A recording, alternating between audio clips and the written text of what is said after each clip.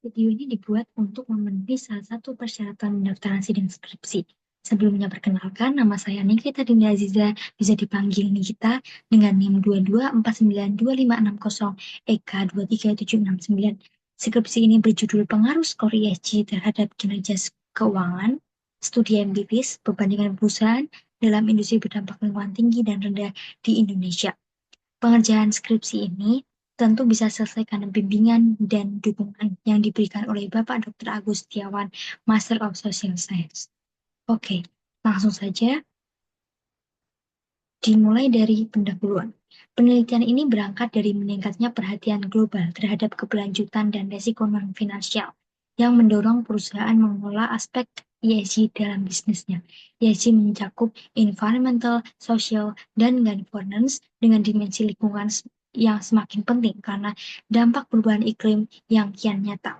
WMO melaporkan suhu global 2024 naik sekitar 1,5 derajat Celcius. Sementara perubahan iklim diperkirakan menambah 250.000 kematian per tahun pada tahun 2030 sampai 2050 dan menimbulkan kerugian kesehatan langsung hingga 4 miliar US dollar per tahun pada tahun 2030. Dari sisi sosial, ESG penting karena aktivitas bisnis dapat menimbulkan isu seperti pelanggaran HAM, praktik kerja tidak adil, dan ketimpangan akses ekonomi.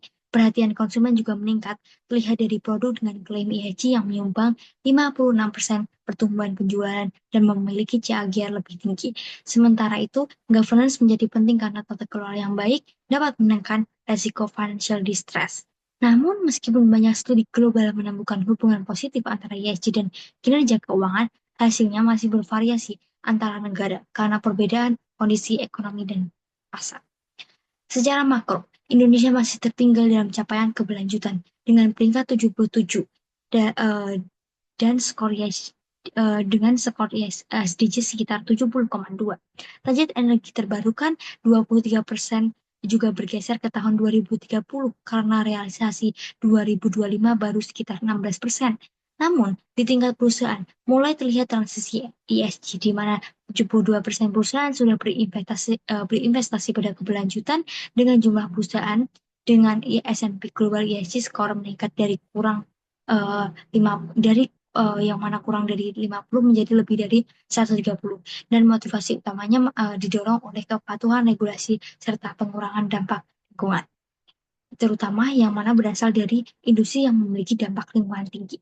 Penelitian ini menilai apakah kinerja ESG tercermin pada profitabilitas dan nilai pasar perusahaan yang diukur melalui ROA dan TOPIX. Selain itu, penelitian ini juga melihat apakah karakteristik industri berdampak lingkungan tinggi dan rendah memengaruhi hubungan tersebut. Tujuannya adalah memberikan kontribusi empiris bagi literatur ESG di Indonesia. Sekarang masuk ke bab 2, di mana masuk ke landasan teori dan pengembangan hipotesis. Penelitian ini menggunakan teori pemangku kepentingan dan teori legitimasi. Teori pemangku kepentingan menjelaskan bahwa perusahaan perlu memperhatikan pihak yang mempengaruhi atau terdampak oleh aktivitas bisnisnya. Kemudian, teori legitimasi menekankan pentingnya perusahaan menyesuaikan aktivitasnya dengan nilai dan ekspektasi masyarakat agar tetap memperoleh penerimaan sosial.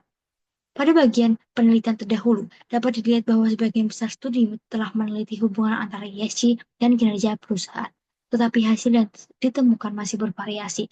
Beberapa penelitian menunjukkan hubungan yang positif, namun tidak semua penelitian menunjukkan hasil yang konsisten. Perbedaan hasil ini menunjukkan bahwa pengaruh ESG terhadap kinerja perusahaan belum bersifat universal. Hasilnya dapat bergantung pada konteks negara, sektor industri, ukuran kinerja yang digunakan, serta jenis dimensi ESG yang diuji. Kemudian penelitian ini merujuk pada dua jurnal benchmark utama dengan mempertimbangkan temuan terdahulu bahwa hubungan ESG dan kinerja perusahaan masih beragam. Jadi dengan dua benchmark utama ini dibentuklah hipotesis berikut. Pada bagian ini peneliti mengembangkan 4 hipotesis untuk menguji peran ESG terhadap kinerja perusahaan di Indonesia. H1 menguji pengaruh ESG terhadap profitabilitas perusahaan yang diukur dengan ROA. H2 menguji pengaruh ESG terhadap nilai pasar perusahaan yang diukur dengan TOPIX. Sementara itu, H3 dan H4 menguji apakah karakteristik industri memperkuat atau memperlemah hubungan ESG terhadap ROA dan TOPIX. Sekarang masuk ke metode penelitian. Penelitian ini menggunakan pendekatan kuantitatif non-eksperimental. berbasis data panel. Dengan ESG sebagai variabel independen, ROA dan Tobin sebagai variabel dependen, karakteristik industri sebagai variabel moderasi, serta firm size, leverage, dan sales growth sebagai variabel kontrol. Sampel terdiri dari 43 perusahaan non-keuangan di IDX periode 2020 sampai 2024 atau bisa dibilang 215 observasi data panel. Berikut adalah definisi operasional variabel disertai dengan pengukuran dan sumber. Seperti yang bisa dilihat bahwa variabel independen mengambil dari data definitif, sedangkan variabel dependen dan kontrol mengambil dari data Bloomberg. Kemudian untuk moderasi ada klasifikasi khusus yang peneliti lakukan, detail bisa dilihat di next slide. Pengelompokan industri sebagai variabel moderasi disusun berdasarkan literatur terdahulu dan standar primary SICS industri dari SASB. Industri diklasifikasikan menjadi high environmental impact dan low environmental impact untuk melihat apakah hubungan ESG terdapat ROA dan topin berbeda antara industri. Penelitian ini menggabungkan regresi data panel karena data menggabungkan dimensi perusahaan dan waktu. Analisis dilakukan bertahap melalui dari statistik deskriptif. Pada bagian ini, teknik analisis data dijelaskan melalui kriteria pengambilan keputusan pada setiap tahap pengujian. Next, ke hasil pembahasan. Masuk ke hasil pembahasan, di mana sampel penelitian dari 43 perusahaan dengan 17 perusahaan high impact masuk kategori high impact dan 26 perusahaan masuk low impact. Data menunjukkan variasi yang cukup besar pada ESG, ROA, dan TBITS. Lalu kemudian di next pada tahap pemilihan model panel, penelitian ini terlebih dahulu menggunakan uji cow untuk membandingkan jam dan fab. Hasilnya seluruh model memiliki probabilitas di bawah 0,5 sehingga 0,05 sehingga jam ditolak dan fixed effect lebih sesuai karena terdapat perbedaan karakteristik antara perusahaan yang perlu diperhitungkan. Selanjutnya dilakukan uji Hausman untuk membandingkan FEM dan random effect. Hasilnya juga signifikan pada seluruh model sehingga random effect ditolak dan fixed effect dipilih sebagai model estimasi yang paling sesuai. Karena uji cow dan uji Hausman sama-sama mengarah pada FEM, maka uji LM tidak perlu dilanjutkan. Pada uji asumsi klasik, seluruh model belum berdistribusi normal karena probability masih di bawah 0,05, tetapi hal ini tidak menghambat analisis karena observasi relatif memadai. Sementara itu, seluruh korelasi antara variabel berada di bawah 0,8, sehingga model tidak terindikasi multikolinearitas. Pada uji hetero, tidak menunjukkan bahwa model 1 dan 2 tidak terindikasi hetero, sehingga varians residualnya relatif stabil. Namun model 3 dan 4 terindikasi hetero, terutama setelah adanya penambahan variabel interaksi. Selanjutnya, uji autokorelasi dilakukan untuk melihat apakah residual saling berkaitan antara periode, di mana hasil Durpin Watson pada seluruh model berada di bawah 2, sehingga terdapat dugaan autokorelasi positif. Oleh karena itu, hasil regulasi perlu diintegrasikan dengan korelasi standar error agar membaca nilai T dan probabilitas menjadi lebih andal. Pada uji hipotesis, hasil uji klasik menunjukkan bahwa sebagian model mengalami hetero dan seluruh model terindikasi autokorelasi. Oleh karena itu, penelitian ini menggunakan wide varied cross-section robust standard error agar hasil estimasi lebih andal. Kemudian, di sini hasil uji hipotesis ditemukan bahwa seluruh model tetap signifikan secara simultan karena nilai probability F statistik sebesar 0,0.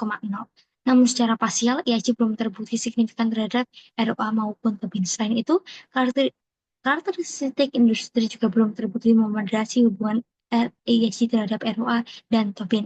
Nilai adjusted R-square menunjukkan bahwa model mampu menjelaskan sekitar 55-56% variasi ROA dan sekitar 80% variasi Tobin's Q.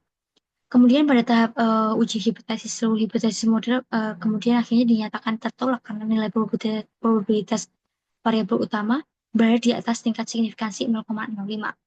Pada model 1 dan 2, IHC tidak berpengaruh signifikan terhadap ROA maupun Tobins, dan model 3 dan 4 terbukti bahwa karakteristik industri juga belum terbukti memoderasi hubungan IHC terhadap ROA dan Tobins.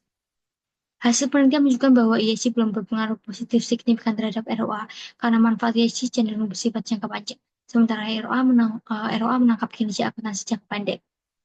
Kemudian pada slide selanjutnya, hasil penelitian juga menunjukkan bahwa IHC belum berpengaruh signifikan terhadap Tobins. Artinya, pasar belum sepenuhnya menerjemahkan kinerja IHC perusahaan menjadi peningkatan nilai perusahaan.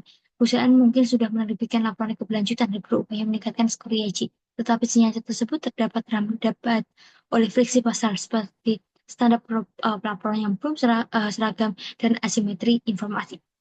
Sehingga di sisi investor, keputusan investasi masih banyak dipengaruhi oleh indikator fundamental konvensional. Penelitian ini menunjukkan bahwa ESG belum terbukti berpengaruh signifikan terhadap ROA maupun Tobins. Dan karakteristik industri juga belum terbukti memoderasi hubungan tersebut. Namun hasil ini perlu dipahami dengan mempertimbangkan keterbatasan data, pengukuran ESG, klasifikasi industri, proksi kinerja, serta belum adanya lag effect. Implikasinya perusahaan perlu fokus pada implementasi ESG yang substantif. Investor tidak menjadikan ESG sebagai satu-satunya dasar keputusan, dan regulator perlu memperkuat kualitas laporan ESG. Sekian dari saya, terima kasih.